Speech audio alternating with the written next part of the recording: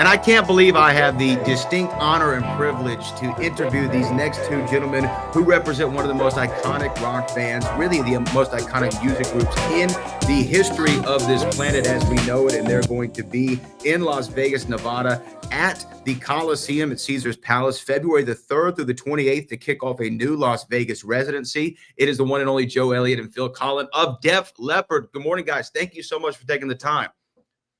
Pleasure. Morning. Morning. Look, let's just start right with the residency and being able to be in that one space for all of those dates. And people from all over the world now come to Las Vegas. It's really become the entertainment capital. Being able to do that, how exciting is it to be in that one place and get to have thousands of people every single night? It's great. And knowing that, you actually kind of work it accordingly to it. Like you change the set around for different nights because you're having people from South America, from Singapore, Japan, and everything coming over there. So you make it special, and you can actually really improve on the show when you're in the same place for God knows how many. We're there for a month, so it's going to change in a really good way. You can like really kind of hone the skills of the set and everything. Yeah, and Joe, getting to be already there. I remember you'd see some footage of Elvis when he was doing his residency, and he would have a lot of fun with the set, and like you said, change it up, interplay with the audience because there's a comfortability of having those, I guess, repeat performances. Yeah, you go like saying this worked really well this night. Let's do it again tomorrow, or expand on it. Or this didn't work so great, so you just change it. You can't really do that as much on a tour, I mean, you can a little bit, but not like you can when you do a residency. Yeah, Joe, you agree? Yeah, I think there's a psychological thing about playing the same venue 12 times where you get comfortable. It's the only opportunity for a band where instead of us visiting them, they come to visit us. So we get to sleep in the same bed for a month, and you get to go play Kiss Golf all day and then go do a gig at night. I mean, it's Vegas. It's going to be a lot of fun. Not just on stage. I mean, the fact that you're in Vegas, on our days off, we can go and see. Well, there'll be too many choices of things to go and see. I remember this is our third residency. The last time we were there in 2019, I used to go and see Love, the Beatles show, all the time because it was just mind blowing. Or the Cirque du Soleil, or there'd be another rock band on somewhere. So it's a great thing to be there. But from our point of view, we get to put on a brand new show. We've got a whole new production that's specifically designed for this residency, and we get to change the set. And that's important. And I just think it's more comfortable to do it when you're going back to the same venue the next day or the day after. And you say, let's drop that song and let's play this one tonight. And if it doesn't work, you can revert back. And there's no harm done, really.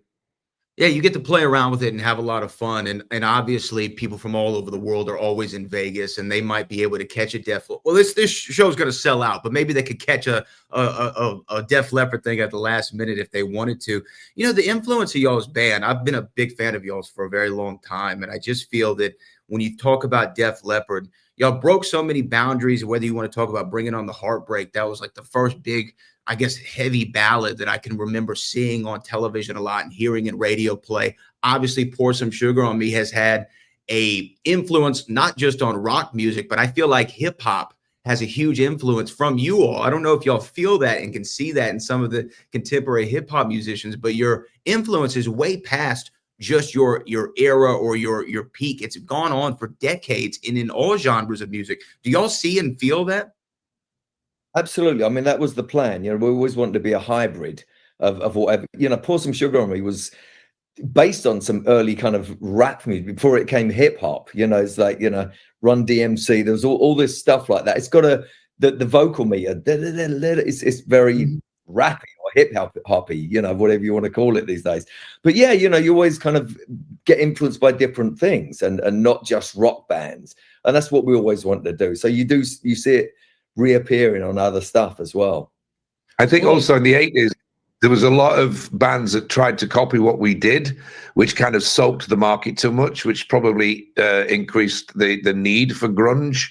But I think since that's passed and our popularity kind of returned, if you like, you see our influence of our music mostly in country. actually, in fairness, country music and in hip hop.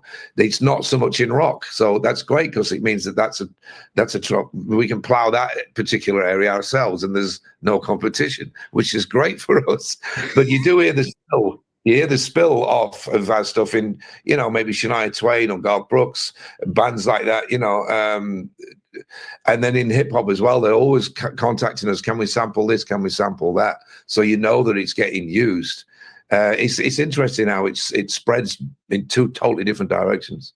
Well, and also I feel like y'all were the first band I ever heard the term arena rock or stadium music used for. That was the first time I can remember hearing that. And it was in reference to, the Hysteria Pyromania era of that was y'all created these stadium anthems that, like you said, from the Garth Brookses to the Travis Scotts to the Post Malones, they all have kind of copied that aura of what y'all were able to bring in the 1980s.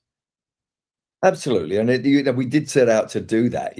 With our producer Mutt Lang, we'd try and make these anthems that would actually work on that kind of stage, if you like, in an arena or a stadium. We actually even talk about when it's like, yeah, does it have that thing? And obviously a song like Pour Some Sugar on Me or Rock of Ages, they definitely do. And later, we've got a song called Just Like 73, same kind of deal, works great, same kind of vibe, really. Stadium rock, yeah. So my final question for you all, and I could talk to you all day because I would love to go through your discography and break down certain songs and things that I've always wanted to know. But I want to ask this: it's the relationship to the audience. I think that for a performer, it's the most special relationship because you can't really define it. For me, it's like the wind. You can feel it, but you can't see it or hold it, but it's there. And to be able to bring that after all these years, what is that relationship like with the audience on stage, if you can do your best to put it into words?